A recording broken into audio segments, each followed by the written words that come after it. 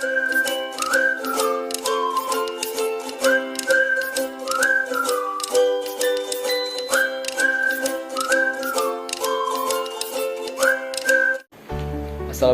warahmatullahi wabarakatuh. Perkenalkan, kami dari kelompok 6. Kami ingin membahas mengenai Perjanjian Basel dan izinkan saya untuk memperkenalkan kelompok kami. Yang pertama ada saya sendiri, Asep Muhammad, Edward Rima, Nala Sadu, dan Retno Hardianti. Langsung saja kita bahas mengenai Perjanjian Basel.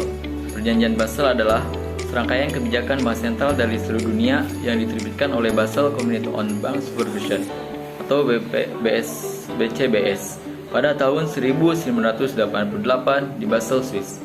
BCBS merupakan salah satu komite dalam Bank for International Settlement atau disingkat BIS yang berperan menetapkan standar pengaturan perbankan dan sebagai forum kerjasama terkait dengan pengawasan perbankan. Latar belakang dari Perjanjian Basel yaitu karena dibutuhkannya keseragaman regulasi secara internasional untuk dijadikan acuan pada masing-masing negara.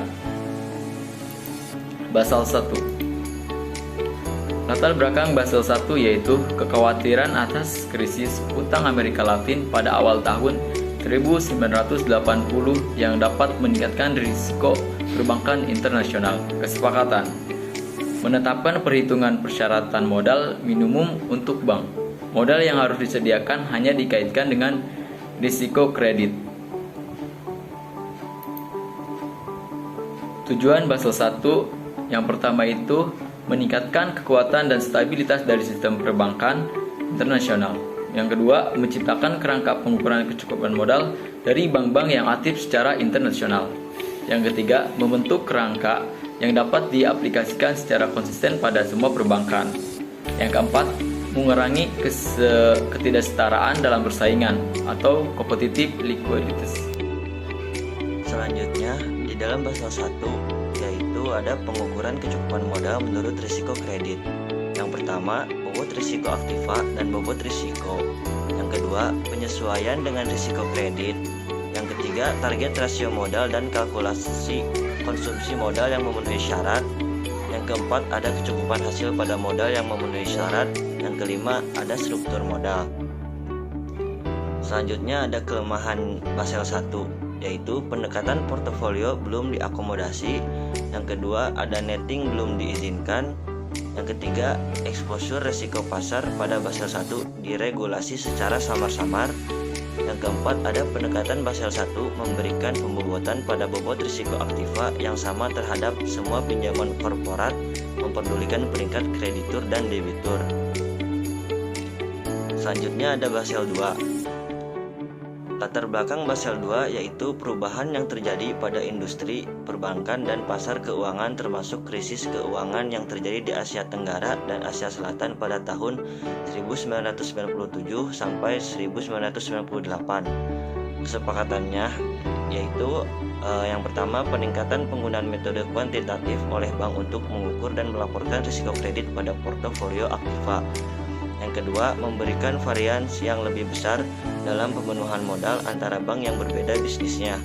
Yang ketiga, regulasi yang lebih kompleks. Yang keempat, ada mempertemukan kebutuhan antara modal yang dipersyaratkan dengan modal ekonomis. Selanjutnya ada tujuan Basel II. Yang pertama, menggunakan 3 pilar yang saling menguatkan untuk keseimbangan antara modal yang dipersyaratkan dengan modal yang ekonomis. Yang kedua, mendorong integrasi pengukuran risiko ke dalam proses manajemen. Yang ketiga, mencapai sensitivitas risiko kredit yang lebih tinggi. Yang keempat, menciptakan fleksibilitas dengan memilih pendekatan dalam penetapan modal. Yang kelima, membuat metode pengukuran risiko yang dinamis. Yang keenam, mengadopsi teknik perhitungan risiko yang lebih canggih. Yang ketujuh, penerapan tambahan modal eksplisit bagi risiko operasional dan risiko lain-lain dan kemudian mengurangi kebutuhan akan cadangan modal. Yang kedelapan, ada menjaga agar persaingan kebutuhan ekuitas antara bank dan lembaga keuangan lain. Kesepakatan Basel II menggunakan pendekatan baru untuk penilaian dan pengawasan bank. Kerangka baru Basel II dirancang mencakup 3 konsep yang dikenal sebagai konsep 3 pilar. Pilar 1 mencakup kewajiban penyediaan modal minimum. Bank diminta mengkalkulasi modal minimum untuk risiko kredit, risiko pasar, dan risiko operasional.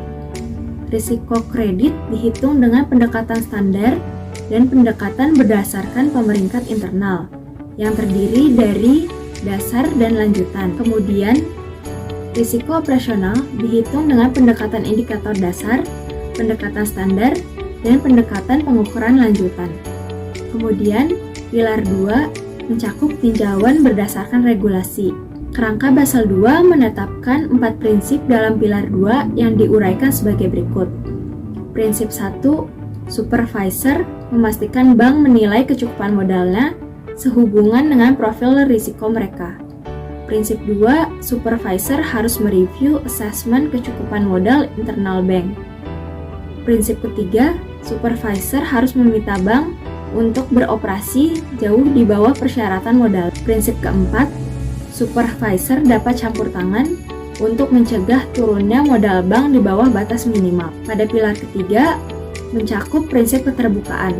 Pilar 3 mencakup tentang apa yang diperlukan dalam keterbukaan terhadap publik oleh bank. Hal ini dirancang untuk membantu pemegang saham dan analis pasar membawa transparansi pada portofolio aktiva bank dan profil risiko.